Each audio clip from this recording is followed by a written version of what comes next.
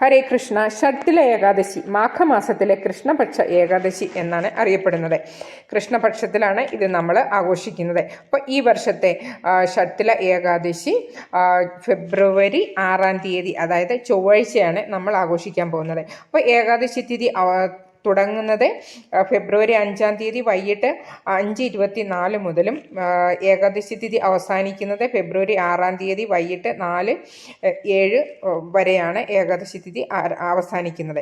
അപ്പോൾ നിങ്ങൾ shorts video കാണുന്നവരാണെങ്കിൽ നിങ്ങൾ തീർച്ചയായിട്ടും വിശദമായ വീഡിയോ ചാനലിൽ കാണണം. അപ്പോൾ ഈ ഷട്ടില ഏകാദശിയിൽ 2 കാര്യങ്ങൾ നിങ്ങൾ തീർച്ചയായും ചെയ്തിരിക്കേണ്ടതാണ്. എങ്കിലേ നിങ്ങൾക്ക് ആ ഏകാദശിയുടെ ഫലങ്ങൾ മൊത്തം കിട്ടത്തുള്ളൂ. അപ്പോൾ വീഡിയോ എൻഡ് വരെ കാണണം. ഹിന്ദുമതത്തിൽ ഷട്ടില ഏകാദശിക്ക് അതിൻ്റെതായ പ്രാധാന്യമുണ്ട്. കൃഷ്ണപക്ഷത്തിലും ശുക്ലപക്ഷത്തിലും മാസത്തിൽ 2 തവണ ഏകാദശി വരുന്നു. ഏകാദശികൾ മഹാവിഷ്ണുവിനുള്ളതാണ്. എല്ലാ വൈഷ്ണവരും ഈ പ്രത്യേക ദിവസം വ്രതമനുഷ്ഠിക്കുകയും ശ്രീ ഹരിവിഷ്ണുവിനെ ആരാധിക്കുകയും ചെയ്യുന്നു. ഷട്ടില ഏകാദശി കഥ ഇങ്ങനെയാണ്. ഒരിക്കൽ നാരദമുനി ഷട്ടില ഏകാദശി വ്രതത്തിൻ്റെ പ്രാധാന്യം മഹാവിഷ്ണുവിനോട് ചോദിക്കുകയും അദ്ദേഹം ഒരു കഥയിലൂടെ അതിൻ്റെ പ്രാധാന്യം വിശദീകരിക്കുകയും ചെയ്തു. ഒരു ബ്രാഹ്മണന്റെ വിധവയായ ഭാര്യ ഭൂമിയിൽ ജീവിച്ചിരുന്നു. അവൾ മഹാവിഷ്ണുവിന്റെ ഭക്തയായിരുന്നു. അവർ വളരെ ഭക്തിയോടും സമർപ്പണത്തോടും കൂടി മഹാവിഷ്ണുവിനെ ആരാധിച്ചു. ഒരിക്കൽ മഹാവിഷ്ണുവിന്റെ അനുഗ്രഹം തേടി അവൾ 1 മാസം മുഴുവൻ ഉപവസിച്ചു. അവരുടെ ശരീരം വളരെ ശുദ്ധവും ദൈവികവുമായി തീർന്നു. പക്ഷേ അവർ ഒരു ബ്രാഹ്മണർക്ക് പോലും ഭക്ഷണമോ എന്തെങ്കിലും ദാനമോ നൽകിയില്ല. അപ്പോൾ വിഷ്ണു ഭഗവാൻ ബ്രാഹ്മണന്റെ രൂപത്തിൽ അവരുടെ മുന്നിൽ പ്രത്യക്ഷപ്പെട്ടു. അദ്ദേഹം അവർക്ക് അന്നദാനത്തിന്റെ പ്രാധാന്യം എന്തുവാണെന്ന് ബോധ്യപ്പെടുത്തി കൊടുത്തു. ശേഷം ആ ബ്രാഹ്മണൻ അവരോട് ഭിക്ഷ ചോദിച്ചു. അവൾ ഒരു കൂമ്പാരം കറുത്ത എള്ളു കൊണ്ടുവന്ന് അദ്ദേഹത്തിന് കൊടുത്തു. അദ്ദേഹം അത് വൈകുണ്ഠധാമത്തിലേക്ക് കൊണ്ടുപോരുകയും ചെയ്തു. കുറച്ചു നാൾ കഴിഞ്ഞ് ആ സ്ത്രീയും മരിച്ചു. അത് ശേഷം വൈകുണ്ഠധാമത്തിലേക്ക് പോകുകയും ചെയ്തു. ശേഷം മഹാവിഷ്ണു അവളുടെ മുന്നിൽ പ്രത്യക്ഷപ്പെടുകയും അവർ ബ്രാഹ്മണർക്ക് ഒരു ദാനധർമ്മങ്ങൾ ഒന്നും ചെയ്തിട്ടില്ലെന്ന് അവരെ ബോധ്യപ്പെടുത്തുകയും ചെയ്തു. എന്നാൽ ഉടൻ തന്നെ അവൾ തൻ്റെ തെറ്റ് മനസ്സിലാക്കുകയും പരിഹാരം ആവശ്യപ്പെടുകയും ചെയ്തു. തുടർന്ന് ആഗ്രഹിച്ച എല്ലാ ആഗ്രഹങ്ങളും ലഭിക്കുവാൻ ഷട്ടില ഏകാദശി വ്രതം ആചരിക്കുവാൻ ഹരിവിഷ്ണു അവളോട് ആവശ്യപ്പെട്ടു. അവൾ ഷട്ടില ഏകാദശി ആചരിക്കുകയും ഭഗവാൻ വിഷ്ണു അവളോട് ആവശ്യപ്പെട്ടതുപോലെ തന്നെ ചെയ്യുകയും ചെയ്തു.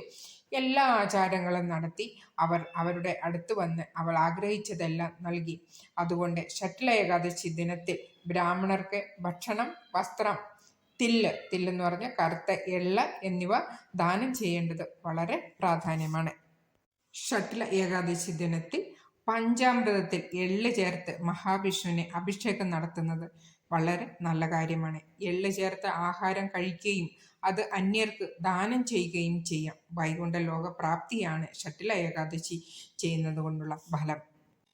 രാവിലെ ഷട്ടില ഏകാദശി ദിനത്തിൽ ബ്രഹ്മമുഹൂർത്തത്തിൽ തന്നെ എഴുന്നേറ്റ് കുളി കഴിഞ്ഞ് പൂജാ റൂമെല്ലാം ക്ലീൻ ചെയ്ത് ഭഗവാന്റെ മുന്നിൽ നെയ്വിളക്ക് വെച്ച് നിങ്ങൾക്ക് അറിയാവുന്നതുപോലെ പൂജ ചെയ്യുക.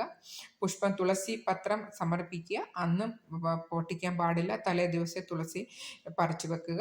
ഓക്കെ. രാവിലെ നിങ്ങൾ ഫ്ലവർ നിങ്ങളുടെ കയ്യിലുള്ള എന്തെങ്കിലും യെല്ലോ കളറിലുള്ള പൂവ് നിങ്ങൾക്ക് സമർപ്പിക്കാവുന്നതാണ്. ധൂപം, അഗർബത്തി, അങ്ങനെ നിങ്ങൾക്ക് ഇഷ്ടമുള്ള കാര്യങ്ങൾ കൊണ്ട് നിങ്ങൾക്ക് ചെയ്യാം. ഓക്കെ. ഭഗവാനെ തുളസിമാല കൊണ്ട് നിങ്ങൾക്ക് അലങ്കരിക്കാവുന്നതാണ്. പിന്നെ മറക്കാതെ ചെയ്യേണ്ട ഒരു കാര്യം, ഒരു പാത്രം നിറയെ കുറച്ച് കറുത്ത എള്ള് നിങ്ങൾക്ക് പൂജാ റൂമിൽ വെക്കുക.